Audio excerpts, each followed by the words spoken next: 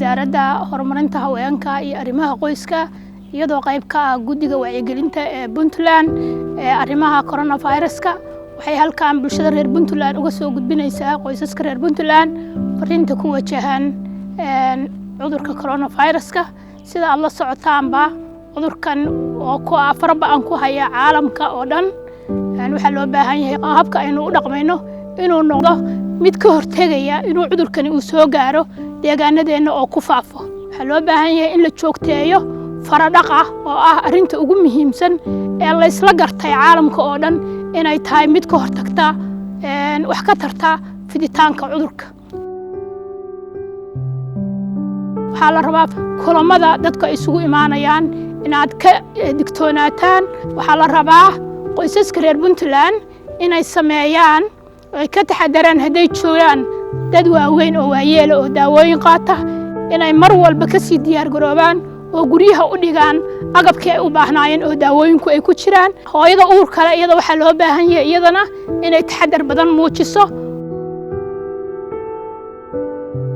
dad badan oo waxa jira baahiyaha khaas kale ay ka mid yihiin dadka dhimirka ka xanuunsan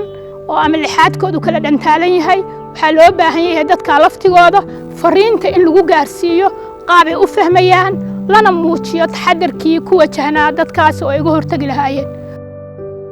waxaan u baahanahay agabyada la isticmaalo guryaha ay ka mid yihiin caagadaha caanaha lagu soo shubo iyo kuwa saliidda iyo waxyaabaha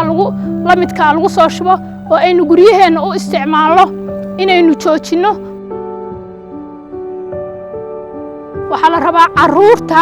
in loo feejignaado oo faradhaqa loogu roonaado mar walba kuwa yaryar oo waxa jira aan fahmaynin oo loo baahan yahay inay hooyooyinku gacanta ku hayaan waxa loo baahan yahay caruurta in waxbarashadoodii loo sii wado aabuhu maadaama uu guriga joogo caruurta hadaynan helin maaweelo ku filan waxaa dhici karta iyaga laftigooda inay dhibaato isu keenaan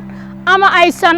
maxay ahayto helinin jawi degan oo guriga dhexdiisa ah aabba iyo hooyo iska kaashada xilligan aynu ku jirno waqtiyada adag caruurteena sidii iyaguna uga badbaadi lahaayeen cudurkan haddana iyaga oo firfircoon ay inoogu joogi lahaayeen guryaheena casharada aan ka baranay wadamada uu fayrasku ku dhacay waxay muujinayaan in 70% cabashooyinka soo gaaraya booliiska ay tahay cabashada qoysaska dhexdooda ay kala cabanayaan inagu waxaynu nahay dad islaama diinteena islaamka baa waxayna faraysaa qof walba doorka laga rabo iyo wuxuu yahay waxaan filayaa caqabadaha noocaas ah inaysan qoysaskeena reer Puntland iyo kuwa Soomaaliyeedba ayna ku imaan